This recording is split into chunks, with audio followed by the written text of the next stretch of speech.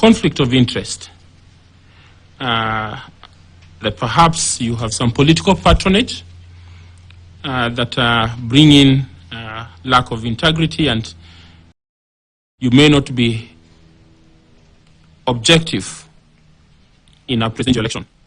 Then finally, that you lack public trust due to these past controversies, including personal scandals and questionable appointments and financial disputes. What do you have in terms of response?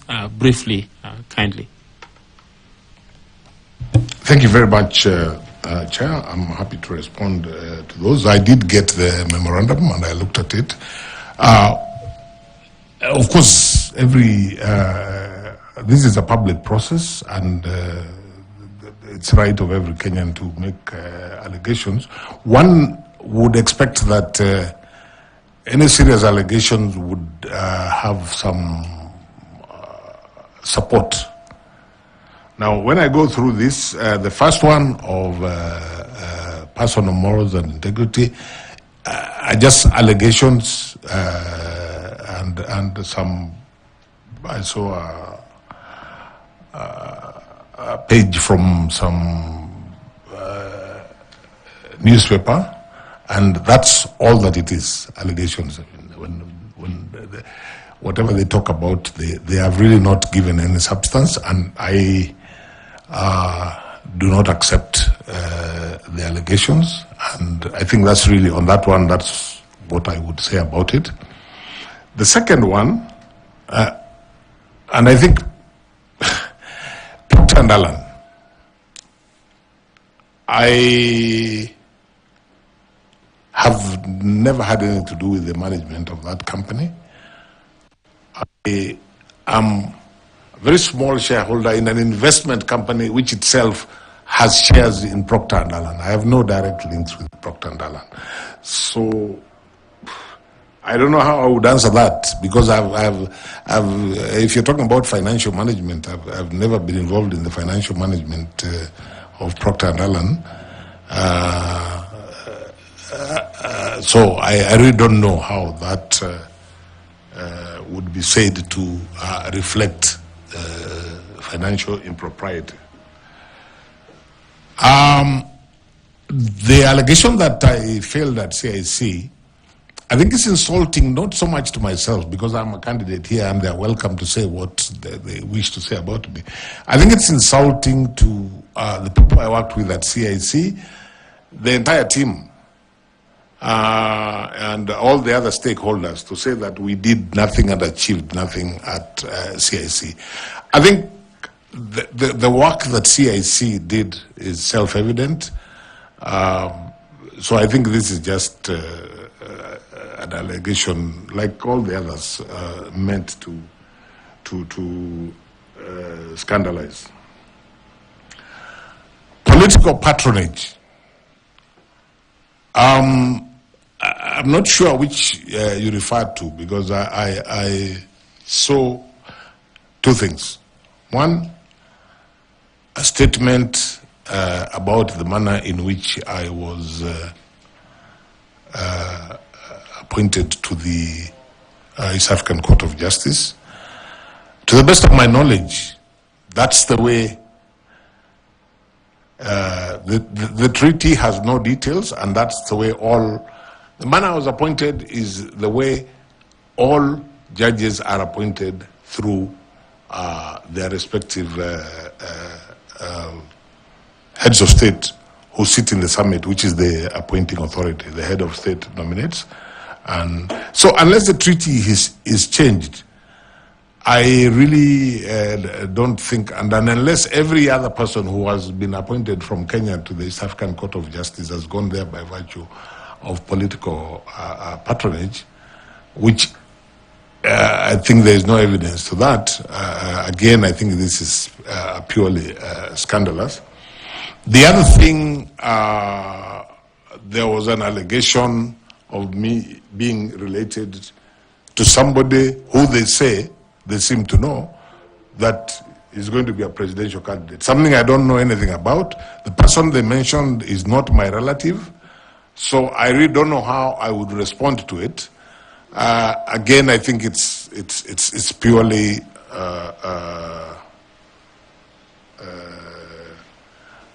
scandalous. I'm very clear in my mind that none of those allegations have any basis whatsoever.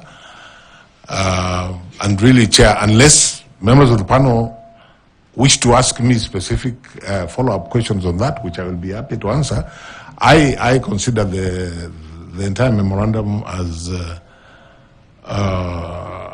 being motivated by ill will for reasons that I don't know, and not being supported by the truth. But if members have anything specific they wish to ask, I have no problem. Any knowledge of you being a state candidate? A state candidate for this job? No. I'm not sure what a state candidate is, but I made this decision to run. You know, Mr. Chairman, when somebody talks about a state candidate, they are actually insulting this panel. You're the people who are going to decide who among the people that you have interviewed you are going to recommend to the appointing authority. So the idea of a state candidate is foreign to me. Your last question. Thank you, Chairman. Justice Nyachae, there have been allegations by Bunge la Wananchi. Yes. In a memorandum that I'm certain that you have seen. Yes. Facts which have been disclosed to you earlier, that there was misappropriation while you were at CIC in the year 2015, that the Auditor General's report revealed that at that time the Commission spent an excess of expenditure of 43 million in a budget of 306 million, which had been approved. That at the time you ended up spending about 349.8 million.